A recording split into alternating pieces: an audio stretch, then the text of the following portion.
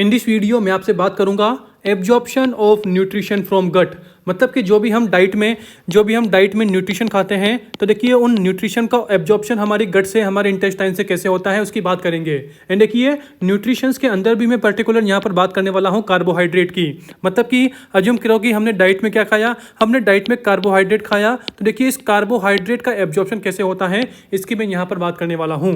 And देखिए अभी आपको यहाँ पर इमेज पे क्या दिखाई दे रहा है, देखिए आपको यहाँ पर एंटेरोसाइट मतलब कि इंटेस्टाइन की सेल दिखाई दे रही है।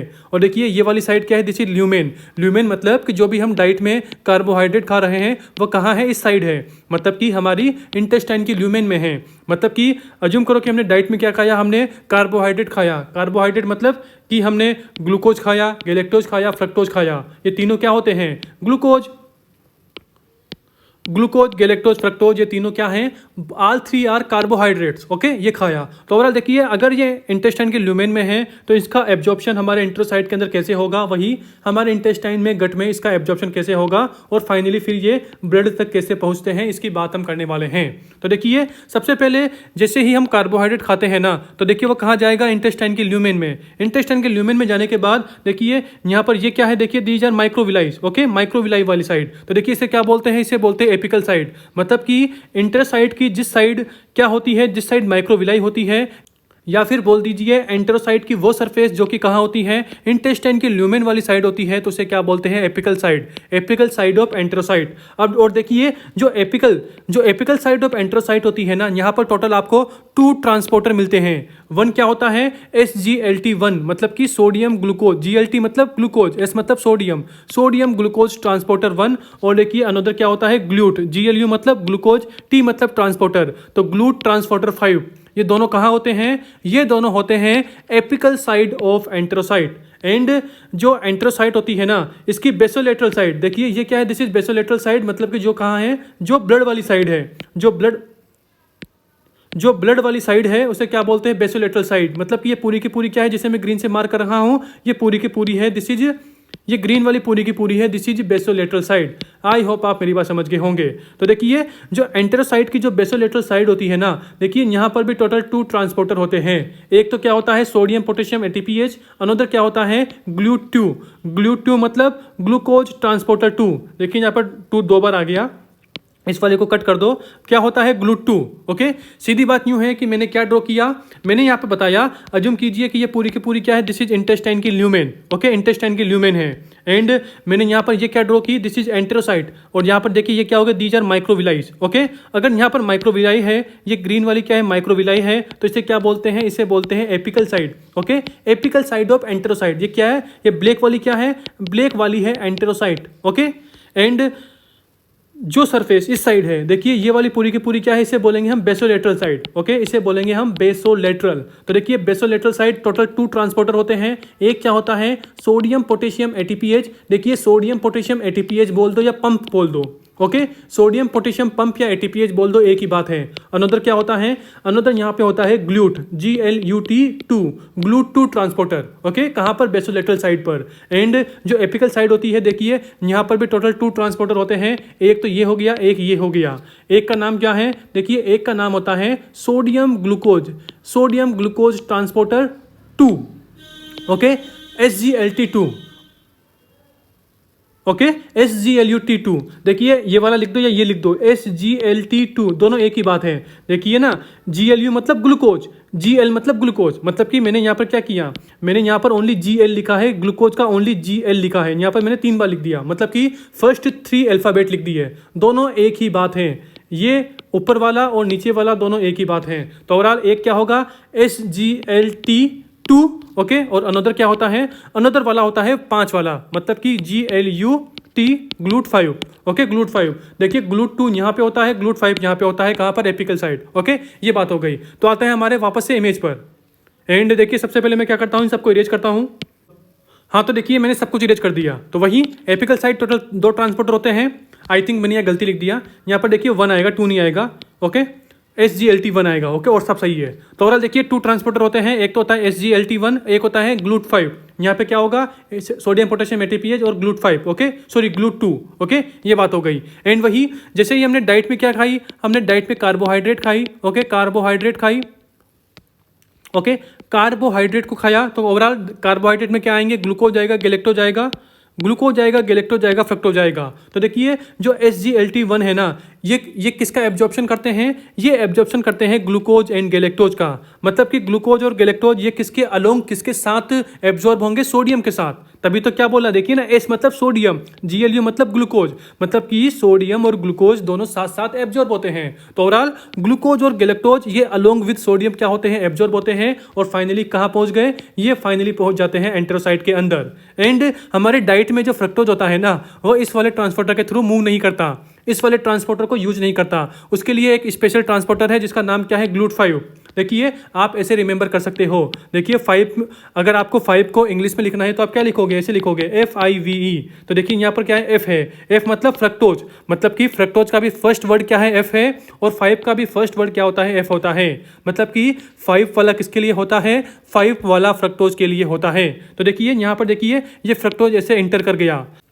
और आप यहाँ पर फोकस करना, जब ये फ्रक्टोज ऐसे एंटर किया तो क्या इसके अलोंग सोडियम एंटर किया, क्या नहीं किया। तो सीधी बात यूं है कि फ्रक्टोज को कोई भी सोडियम नहीं चाहिए, फ्रक्टोज डायरेक्टली, देखिए फ्रक्टोज डायरेक्टली इस वाले ट्रांसपोर्टर का यूज करता है। तो देखिए इसीलिए यहाँ पर हमने SGL नहीं लिखा, मतलब कि सोडियम नहीं लिखा, ओनली ग्लूकोज लिखा है, GLUT, मतलब कि ग्लूकोज ट्रांसपोर्टर। तो सीधी बात यूं है कि GLUT5 के थ्रू क्या हुआ, GLUT5 ट्रांसपोर्टर के थ्रू फ्रक्टोज इंटर किया, कहां पर, एंटेरोसाइट के अंदर।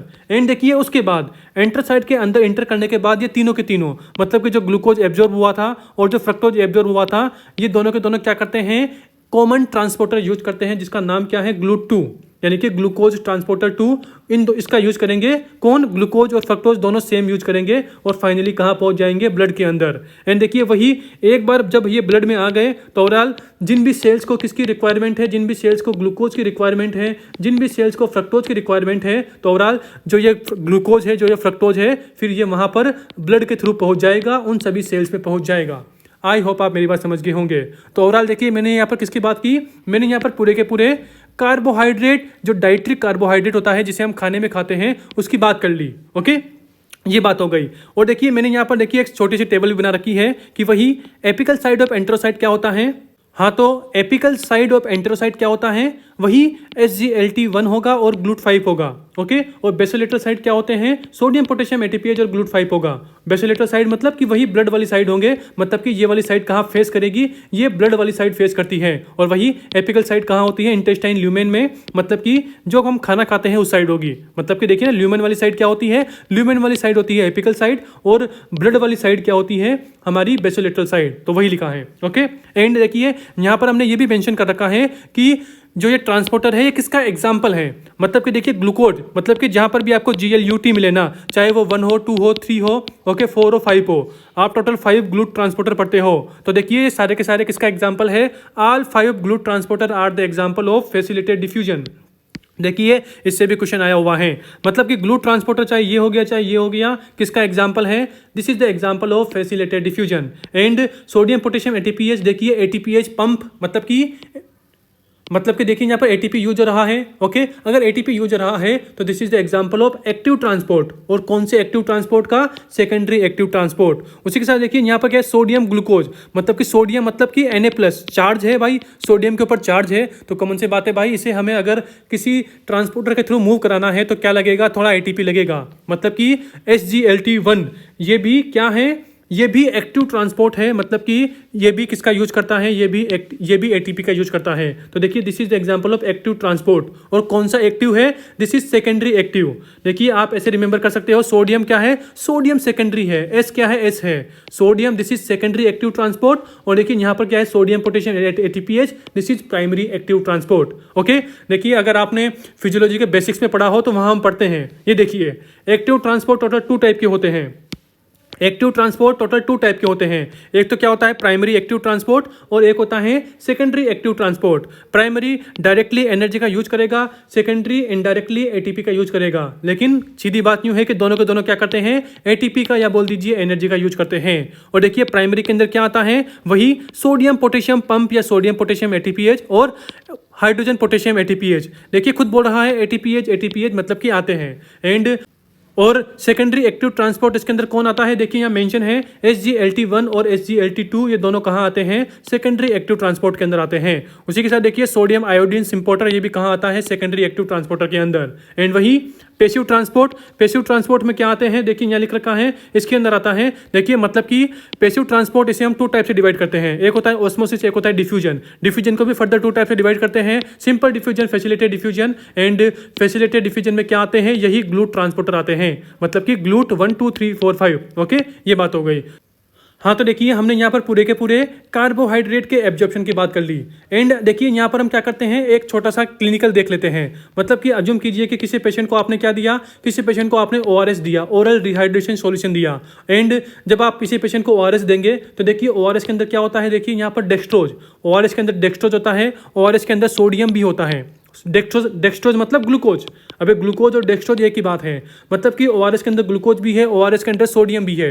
और देखिए ORS खुद बोल रहा है भाई ओरल रिहाइड्रेशन साल्ट, मतलब कि पेशेंट क्या किएगा, इसे पेशेंट ओरली पिएगा। तो सीधी बात यूं है कि अगर ORS के अंदर ग्लूकोज भी है, सोडियम भी है, तो क्वेश्चन क्या पूछते हैं कि इस ORS के अंदर जो ग्लूकोज है ना, इसका एब्जॉर्प्शन किसके थ्रू होता है। तो सीधी बात है भाई, किसके थ्रू होगा, देखिए ना, इंटेस्टाइन के ल्यूमेन में क्या होगा, ORS होगा, मतलब कि ग्लूकोज भी होगा और सोडियम भी होगा। अगर ग्लूकोज सोडियम दोनों होगा तो कॉमन सी बात है भाई, this is absorb through SGLT1। Okay, देखिए वही मेंशन कर रखा है, ORS increase glucose absorption through SGLT1 transporter in small intestine. देखिए this is PYQ। Okay, I hope आप मेरी बात समझ गए होंगे। तो आज की वीडियो हमारी यहीं पर फिनिश होती है।